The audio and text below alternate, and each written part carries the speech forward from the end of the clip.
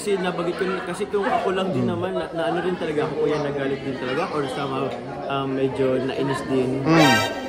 Actually, ano po siya, kuya, nung napanood ko yun, kuya, amin ko, medyo parang nanggigil ako.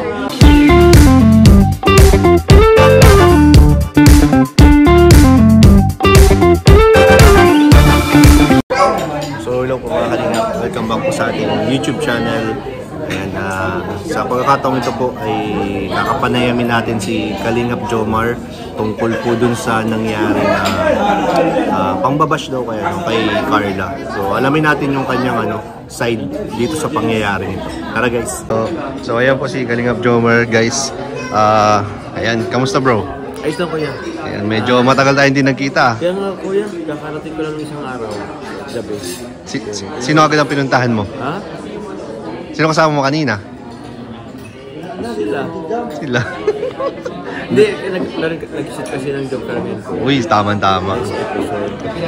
So, ang tanong ko kasi bro, kasi yung may mga nangyari tong lately lang na parang nabash ulit si Carla, no? Mayroon kasing may ilan daw na alam mo na yung yung issue doon. Nabash. I'm sure alam mo na yon. Okay, nalaman ko yun, kuya. So anong masasabi mo doon at kung ano yung may papayo mo kay Carla? May papayo kay Carla. Actually, ano po siya, kuya. Nung napanood ko yun, kuya, amin ko, medyo parang nanggigil ako. Nanggigil ka? Parang medyo somehow nagalit. Oo.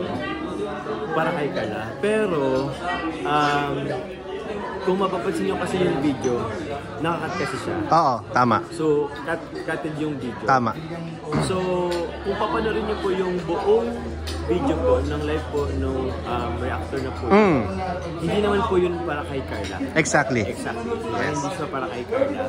So, lesson learned, huwag tayo basta-basta maniwala sa mga short clip or video. Yan, na kumakalat. Nakikita natin sa na kumakalat. Kasi ang dali lang niyang manipulahin. Oo. Yung video na yun, actually bro, nung napanood ko yun, hindi siya against kay Carla kasi naging siya kumbaga defender din siya kay Carla ng mga angels. Tama. Ng mga angels. So, kumbaga, ang inano yung mga bashers.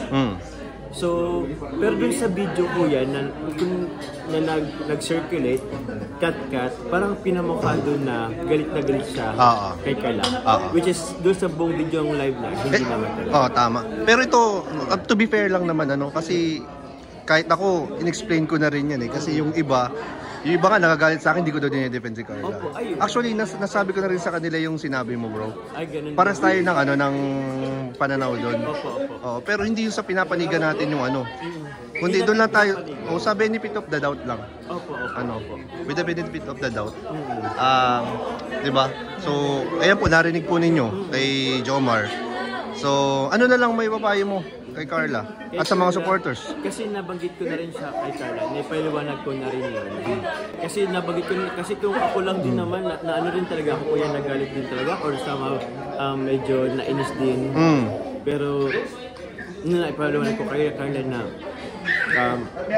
yung buong video kung mapapanood niya, hindi talaga yun about sa kanya. So, sabi ko na lang sa kanya, ano na lang talaga tawag yan, lakas loob, tsaka kung if ever na may mga mag-circulate ulit na mga ganun, mga cutted na clip, pwede niya naman itignan yung buong video. Pero mas mabuti kung siguro i-ignore na lang, no? Okay, mas better. The best is ignore na lang, no? Ignore na lang din. Kasi, ewan ko, sa social media, ang daming medyo toxic din naman. Ang daming fake posts na kumakalat, mga cutted na clips, lalo sa mga reels ko yan. So, kung hindi mo alam yung madadala ka Tama. So, yun, kay Carla na, okay lang yun, ignore, tapos... Ignore? Pakatatag lang. Kasi hindi naman nabago yan, yung mga mga ganyan, di ba? Mas tawag niya. Mas naging matatag nga po kuya. Kaya yun. So, yung tama sinabi ni Jomar, na aralin muna intindihin mabuti Opo. yung yung issue. Laliman kung may issue, laliman ng pag-iisip. Laliman ng pag-isip, Pangunawa. pangunawa. Sobrang lalim na pang-intindi. Ako feeling ko dito lang naman is ang nakita ko lang naman parang medyo foul lang is yung siguro yung mga ginagamit na word, foul words. Pero kapag rin ng ayun nga, like PI. Pero sa atin naman is parang sa pakapanood natin is hindi naman directly patungkol kay Carla. Yun ang pinaka-importante doon, di ba? So ayan po, narinig po natin si Kalingap Jomar nagsalita na po about dito sa mainit-init pang mga pangyayari po. Grabe. At medyo naiyak-iyak pa nga din ulit si Carla, no? Napanood mo ba yun? Napanood ko yun. Actually, minessage ko rin si Kalingap Oh. regarding doon. Pero tulog din si Kalingap Rab eh. Hindi nabasa. Hindi niya nasin. Oh. Pero nung nalaman ko yun, parang inansin ko rin naman kasi nung nalaman ko yung totoo. Pero if ever man kasi ko yun na, let's say kung ako na mismo makikita or napatunayan ko talaga na syempre hindi kumbaga i-correct natin yan, i-defend natin. Tama. Hindi natin sa walang bahala. Opo. Kung talagang na. Kung makikita naman natin marinig natin. Kung below the belt na or sobra na. Ganun. So, yun naman is hindi naman. So, ayan. Thank you, bro. At thank you, kuya. ayan, narinig po natin kay Papa Joms yung kanyang side. At mabuti na lang dito si Papa Joms, ikaw nang bahala mag-explain kay Carla. Ayan, magpaliwanag at mag-comfort syempre. Number 1 yan, pag-comfort kay Carla. So ayan, thank you bro. Thank you. Ayan, God bless you, God bless and Happy New Year. Happy New Year po. Ayan, Jomcar matatag.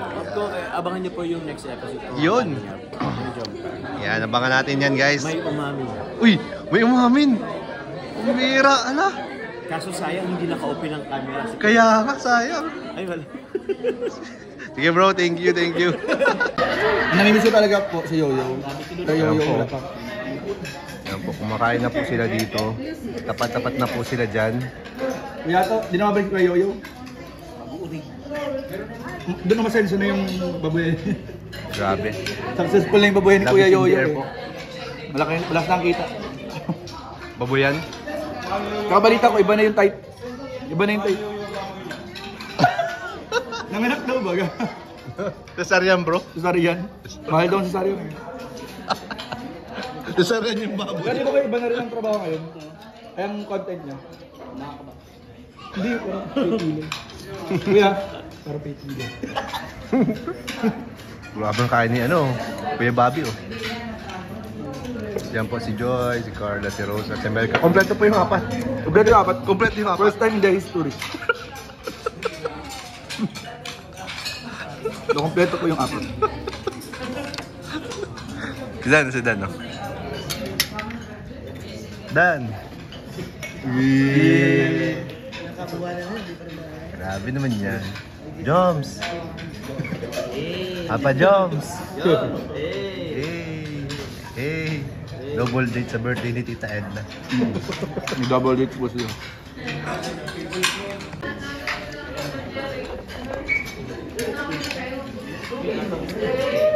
Ayan guys sila. Kompleto po silang apat. Kompleto silang apat. 4 out of 4. 4 out of 4 pang angels.